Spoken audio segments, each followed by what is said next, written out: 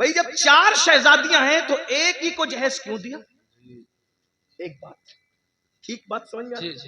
जो नबी ये कहे कि अगर एक खजूर अपने बच्चों में तकसीम करना हो तो बराबर बराबर तकसीम करो, वरना अल्लाह को कयामत में जवाब देना पड़ेगा। जब नबी हुजूर की तकसीम में बराबरी कर रहे हैं तो जहेज के अंदर देने में हुजूर बराबरी क्यों ना करेंगे? आप फरमा दीजिए, क्या फरमा दीजिए, क्या फरमा दीजिए?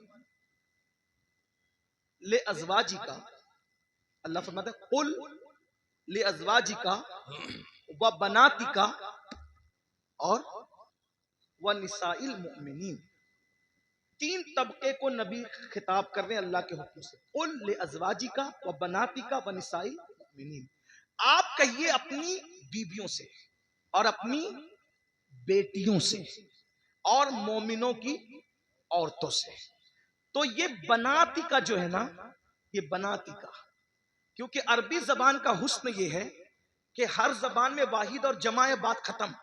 अरबी में वाहिद तस्निया, जमा किल्लत, जमा कसरत, है ना ये तफसीर। तो कुरान क्या कह रहा है? वह बनाती का, तस्निये के साथ नहीं है, किसके साथ है? जमा के साथ। तो अगर तस्निये के साथ भी होता तो 2 बेटी माननी पड़ती, और अगर एक बेटी होती तो बिनती का कहा जाता, बनाती का नहीं कहा जाता, है ना? बनाती। कुरान अगर बनाती का कह रहा है तो मानना पड़ेगा कि कम से कम नबी की 3 बेटियां थी, कम से कम। और हम तो अल्हम्दुलिल्लाह 4 बेटियां मानते हैं, उस पर दलील रखते हैं। लेकिन अब यहाँ सुनिए, ये कोई उन्वान मुनाजरे का छेड़ने नहीं आया, मैं कोई मुनाजिर नहीं हूँ, लेकिन बात कहने लगा। और मैं बात जो कह रहा हूँ इन उलमा की मौजूदगी में कह रहा हूं, इन्हें हक है। और मैं तो कहता हूं कि उलमा को ये हक होना चाहिए, अगर कोई खतीब कोई शायर गलती करे तो वो उसको चिट्ठी देकर ये कान में उसकी इस्लाह कर सके और उसको कबूल करना चाहिए। यही हमारे दादा मुर्शिद हुजूर मुफ्ती आज़मीन का तरीका था। सुभान अल्लाह, सुभान अल्लाह। स्टेज पे भी लड़ने की जरूरत नहीं, क्योंकि लोग हमें देखते हैं। कान में जो बात कहनी चाहिए उसको कान में कहना चाहिए, जिसको मैदान में कहना चाहिए उसको मैदान में कहना चाहिए, है ना? बहरहाल, तो हुजूर की कितनी शहजादियां हैं? कितनी है? अब अगर आप ये कहते हैं कि हुजूर ने सैयदा फातिमा ज़हरा को जहेज दिया, सुन्नी अगर कहता है तो उसको ये भी साबित करना पड़ेगा कि सैयदा ज़ैनब बिनते मोहम्मद को भी दिया, उम्मे कुलसुम बिनते मोहम्मद को भी दिया सल्लल्लाहु अलैहि वसल्लम, रुकैया बिनते मोहम्मद को भी दिया सल्लल्लाहु अलैहि वसल्लम। भाई जब 4 शहजादियां हैं तो एक ही को जहेज क्यों दिया? एक बात, ठीक बात समझ में आई? जो नबी ये कहे कि अगर एक खजूर अपने बच्चों में तकसीम करना हो तो बराबर बराबर तकसीम करो, वरना अल्लाह को कयामत में जवाब देना पड़ेगा। जब नबी खजूर की तकसीम में बराबरी कर रहे हैं तो जहेज के अंदर देने में हुजूर बराबरी क्यों ना करेंगे? तो आपको ये बोलना पड़ेगा कि हजरत ज़ैनब को कब दिया, हजरत रुकैया को कब दिया, उम्मे कुलसुम को कब दिया। एक बात, फिर आप कहेंगे मुफ्ती अहमद यार खान नईमी ने तो लिखा, मसनवी में तो मौजूद है। मैंने कहा मैं उनका गुलाम हूं, मैं उनसे बगावत नहीं करूंगा, लेकिन बस बात इसको इतनी पलट दो कि जो जहेज की लिस्ट है वो सही है, उसका मैं इनकार नहीं कर रहा, लेकिन बस बात इतनी पलट दीजिए कि हुजूर ने जहेज नहीं दिया, ना बेटी को दिया ना दामाद को दिया, नहीं दिया, दोनों को नहीं दिया, ना बेटी को दिया ना। तो कहा फिर वो क्या क्या था? मैंने कहा आसान बात, मौला अली के वालिद की गुर्बत की वजह से जब कुछ हालात ऐसे पैदा हो गए, वो तो मालदार बहुत थे लेकिन कुछ हालात पैदा हो गए कहत की वजह से, तो हुजूर अपने चचा हजरत अब्बास को साथ ले गए, कहा कि इस वक्त कहत का जमाना है, मेरे चचा के मुझ पे एहसानात हैं, तो ऐसा करते हैं कुछ बच्चे आप ले ले, कुछ बच्चे मैं ले लूं, और आप पाल ले मैं पाल लूं। तो जब उनके पास गए तो हजरत अकील को सौंप दिया हजरत अब्बास को, और हजरत जाफर को किसी को सौंप दिया, और तालिब को अपने पास रख लिया, और मौला अली के बारे में कहा कि ए मोहम्मद अली को तुम ले जाओ। तो बचपने से हुजूर मौला अली को अपने घर लाए, तो मौला अली को बचपने से 4 साल 3 साल की उम्र से पाला पोसा बड़ा किया, खुशियां गम कपड़े लत्ते सब नबी ने दिए। बताए, बचपने से हुजूर ने पाला। अब अगर मौला अली का निकाह सैयदा फातिमा के साथ ना भी होता तो मौला अली को जिसने पाला पोसा बड़ा किया, कपड़े लत्ते सब तरबियत सब की, जब अपने भाई की शादी हुजूर कर रहे हैं तो मौला अली का खुद का घर नहीं तो घर दिलाना किसकी जिम्मेदारी है? उस नए घर में सामान पहुंचाना किसकी जिम्मेदारी है? भाई बचपने से जिसने पाला है उसी की तो जिम्मेदारी है। तो हुजूर अलैहिस्सलाम ने ना दामाद को दिया ना बेटी को दिया, वो दामाद ही नहीं था, वो चचा साथ भाई भी था। जब रसूलुल्लाह ने देखा कि मेरे भाई का कोई घर नहीं है तो भाई के लिए घर का भी इंतजाम किया, और घर में कोई सामान नहीं है तो भाई का घर बसाने के लिए सामान का भी इंतजाम किया। लोगों ने उसको गलती से समझ लिया कि दामाद को नहीं दिया, भाई को, भाई को। और अगर तुम भाई को देते हो तो हम तुम्हारी पेशानी चूमने के लिए तैयार हैं। भाई, हुजूर ने भाई को दिया, दामाद को नहीं दिया। दो रिश्ते थे ना, इसलिए धोखा हो रहा है। एक तीसरी बात, चले ठीक है, अगर अली मुर्तजा को दिया ही दामाद को जहेज और बेटी फातिमा ज़हरा को जहेज दिया, तो सैयदना अली मुर्तजा ने जब अपनी बेटी ज़ैनब की शादी की तो कितना जहेज दिया वो बताओ? अपनी बेटी उम्मे कुलसुम की शादी की तो कितना जहेज दिया? जब अली पाक ने जहेज लिया तो दिया, सुन्नत है ना जहेज लेना देना, तो अली पाक ने दिया, साबित करो। सिद्दीक अकबर ने अपनी बेटियों का निकाह किया तो कितना जहेज दिया वो साबित करो। अरे जो सिद्दीक अकबर नबी को मुस्कुराता देखे तो भी मुस्कुराए, जब अब्दुल्ला इब्ने उमर मुस्कुराता देखे तो भी मुस्कुराए, कोई हड्डी चूसता देखे तो भी हड्डी चूस करके कहे कि मैं नबी की सुन्नत अदा कर रहा हूं। अगर नबी का अमामा कांटे में उलझ जाए और सहाबा का न उलझे तो वो उलझा करके कहे कि हम नबी की सुन्नत पे अमल कर रहे हैं। बताइए, वो सुन्नतों के इतने आमिल थे, तुम्हें फराइज भी समझ में ना आया और शादी के मौके पे लेने की बात आई तो कहने लगे कि जहेज सुन्नत है। किस सहाबी ने जहेज दिया बताओ? अगर सुन्नत ही था तो इस सुन्नत पर उन्होंने क्यों अमल नहीं किया? गौस पाक ने क्यों अमल नहीं किया? गरीब नवाज ने क्यों अमल नहीं किया? फजर में सोते पड़े रहने वाली कौम इस पर क्यों अमल कर रही है? सूद के लुक़्मे खाने वाली कौम इस पे क्यों अमल कर रही है? फराइज समझ में ना आए, जो जिस नमाज के बारे में कहा मेरी आंखों की ठंडक है वो समझ में ना आया और ये सुन्नत समझ में आ गई। इसलिए मेरी अर्ज ये है, ये जहेज की रस्म को खत्म करना होगा। खत्म करो, अहद करो, वरना बेटियां इसी तरह इर्तिदाद की दहलीज पर कुचली जाती रहेगी, एहतजाज की दहलीज पर कुचली जाती रहेगी। मेरी गुजारिश है, इसलिए अपने बच्चों को मुर्तद होने से बचाना है। शादी इतनी आसान कर दो कि जिना करना मुश्किल हो जाए और मालदार लोग शुरुआत करें। मालदार लोग जहेज ना ले, मालदार लोग जहेज ना दे, मालदार लोग शुरू करेंगे, बासर लोग शुरू करेंगे, खत्म होगा। और ईमान बचाने की नीयत से शुरू करें। एक तो ये चैलेंज है हमारी तरफ से। आखिरी बात कर रहा था, बात समेटते। एक तो कि लड़कियां डायरेक्ट मुर्तद हो, लेकिन दूसरी तरफ मुर्तद होने का एक और दरवाजा खुला है जिसकी तरफ हमारी तवज्जो नहीं है कि जब हम रिश्तेदारी करते हैं तो रिश्तेदारी करने में हम जो है वो आशिक रसूल और गुस्ताखे रसूल नहीं देखते। तो चूंकि जो नबी का गुस्ताख है, चाहे गुस्ताखी दाढ़ी वाला करे चाहे गुस्ताखी बगैर दाढ़ी वाला करे, कोई नबी की गुस्ताखी करे तो वो मुर्तद है। कोई गुस्ताखी नबी की तौहीन, जो तौहीन करे उसके नाम के साथ कोई टाइटल हो या ना हो, नबी की गुस्ताखी क्या है?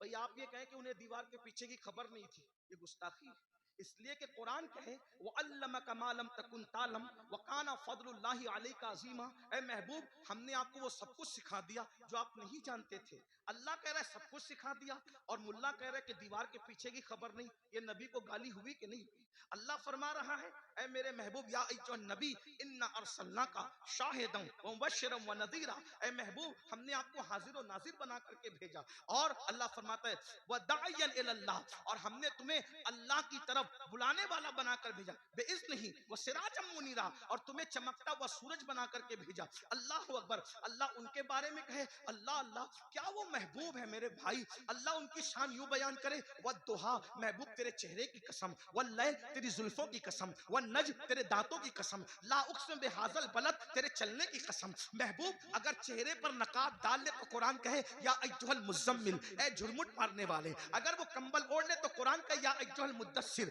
ए कंबल ओढ़ने वाले। अगर वो गुस्से में आकर के अगर कंकर भी फेंक दे तो कुरान उस पर भी उतर आता और कहता है वमा रमैता इज़ रमैता वलाकिन्नल्लाह रमा।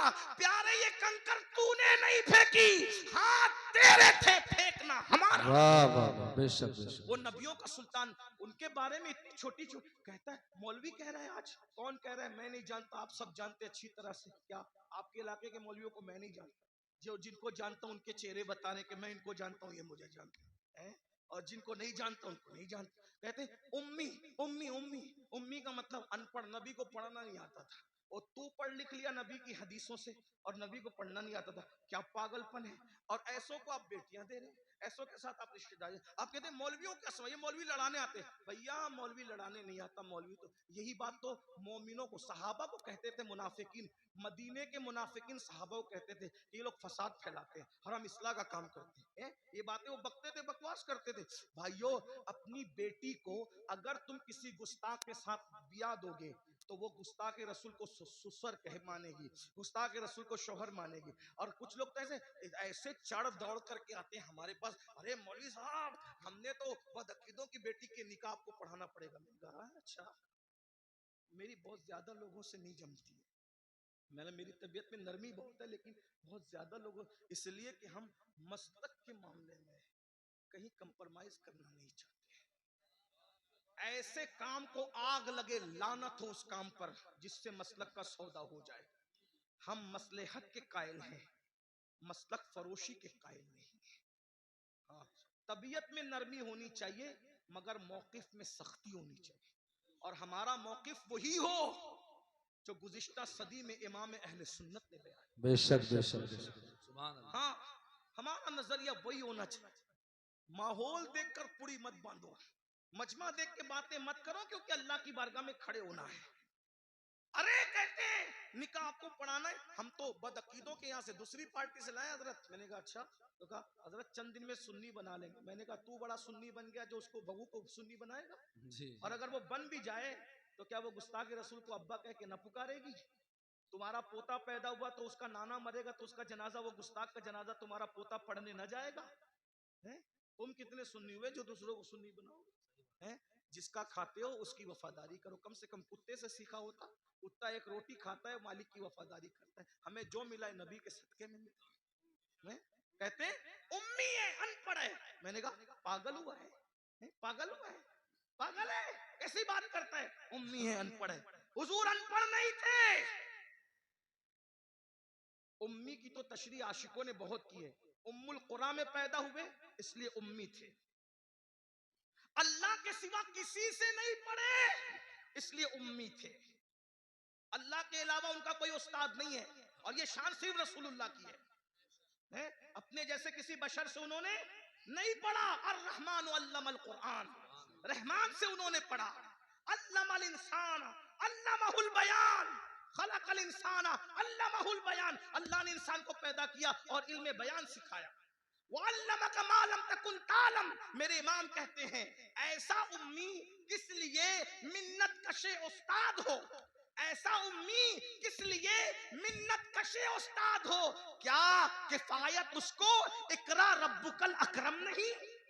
क्या किफायत उसको इकरा रब्बुका। और उम्मी का एक माना माँ वाला भी होता है कि मेरे नबी माँ वाले थे, यानी माँ होने की एतबार से मेरे नबी की माँ जैसी थी, वैसे किसी की माँ हो भी नहीं सकती। हुजूर माँ वाला, बेशक बेशक मतलब माँ वाला, उम्मुल कुरा वाला, माँ वाला। उम्मुल किताब वाला भी उम्मी होता है, क्योंकि कुरान का एक नाम उम्मुल किताब भी है, उम्मुल किताब। अब आप कहते हैं अनपढ़। मैंने आखिरी बात कर दूं, चिट्ठियां इसलिए कर दूं वरना खत्म कर रहा। लोग क्या कह रहे हैं, क्या कह रहे हैं? ये लोग आपकी बस्तियों में रहते हैं, उन उम्मी थे अनपढ़। मैंने कहा भाई उम्मी थे, अल्लाह के शागिर्द थे, अल्लाह से पढ़ा था, लेकिन हुजूर का ये फरमान नहीं सुना। आका फरमाते अना मदीनतुल इल्म। आका ने क्या फरमाया? अना मदीनतुल इल्म। अनपढ़ कर रहे हो नबी को, नबी करे मैं इल्म का शहर हूँ। वो अली जुन बाबूहा, और अली उसका दरवाजा है। नबी ने क्या कहा? मैं इल्म का, बोलो मैं इल्म का, मैं इल्म का शहर किसको कहते हैं? आपके गांव का नाम क्या है? हरियाणा। ये क्या है? बोलो भाई, जो समझ में आ रहा है बोल दो, इस्लाह हो जाएगी। ये क्या है? शोरूम जाना होता है तो कहां जाते हो?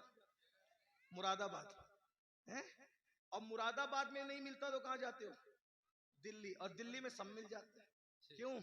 शहर की तारीफ बहार शरीयत में, जहां जुमा के कयाम के लिए बहस आई है, फतावा रज़विया में भी, बहार शरीयत में भी, एक शहर का होना भी बयान किया जी जी है, जी जी जी। है? शहर का होना भी बयान किया गया है कि शहर का, यानी शहर का होना, शहर शहर और शहर की तारीफ क्या बयान की?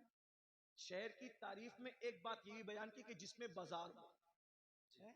जिसमें हाँ बाजार हो, बाजार उर्दू की किताबें बारे शरीयत उठा के देख ली, आलिम बनाने वाली किताब, और तो फतावा रज़विया में भी है। जुमा के लिए शहर हो और शहर के लिए एक एक एक बात ये भी है, निशानी शहर की क्या है, उसमें क्या हो, बोलो भाई क्या हो, बाजार। और बाजार जो होता है ना शहर का, उसमें सब मिलता है, बोलो भाई क्या मिलता है बाजार में। दिल्ली में आप बाजार में जाएंगे ना तो कोई ये नहीं कहेगा कि ये नहीं मिलता, क्योंकि एक बाजार नहीं होते, कई बाजार होते है ना, ये नहीं मिला तो वहां नहीं मिला। और मुंबई दिल्ली से बड़े बड़े शहर में बड़े बड़े बाजार होते हैं। अब सुनना, नबी क्या कह रहे हैं, अना मदीनतुल इल्म, मैं इल्म का गांव नहीं हूं, इल्म का शहर हूं, और शहर में हर चीज मिलती है। वो बता, अगर हर इल्म चाहिए मेरे पास आओ, साइंस यहां से मिलेगी, टेक्नोलॉजी यहां से मिलेगी, अलजेब्रा यहां से मिले। अरे अलजेब्रा पे लोग घमंड करते हैं, किसी और जबान में अलीफ लाम के साथ कोई बात करता हो तो बताओ, ये अलजेब्रा ही बता रहा है कि ये अरबियों का दिया हुआ है, ये अलजेब्रा ही बता रहा है कि ये बेशक अरबियों बेशक। का। नबी कहने मैं इल्म का शहर हूँ, जैसे शहर में सब मिलता है वैसे मेरे यहाँ हर इल्म वाह मिलता वाह। है। लेकिन मुझे बताओ, क्या मुरादाबाद वाले ये कह सकते हैं कि मैंने पूरा मुरादाबाद देखा है? दिल्ली वाले कह सकते हैं मैंने पूरा दिल्ली देखा है? मुंबई वाले कह सकते हैं मैंने पूरा मुंबई देखा? बोलो कोई कह सकता है? नहीं। पूरा शहर पैदा होके आदमी मर जाता है शहर में, लेकिन गली गली घर घर नहीं देख पाता। तो नबी कहने मैं इल्म का शहर हूं। अरे जब तू दिल्ली जैसा शहर पूरा नहीं घूम सकता तो इल्म का शहर मुस्तफा जाने रहमत को तू क्या जान सकता है? वाह तो वाह अब वाह। शहर की पहचान कैसे होती है? तो शहर का एक दरवाजा होता है, जितना बड़ा दरवाजा होगा शहर का अंदाजा उसी से लगाया वाह वाह जाएगा। वाह। नबी कह रहे हैं अना मदीनतुल इल्म, मैं इल्म का शहर हूँ।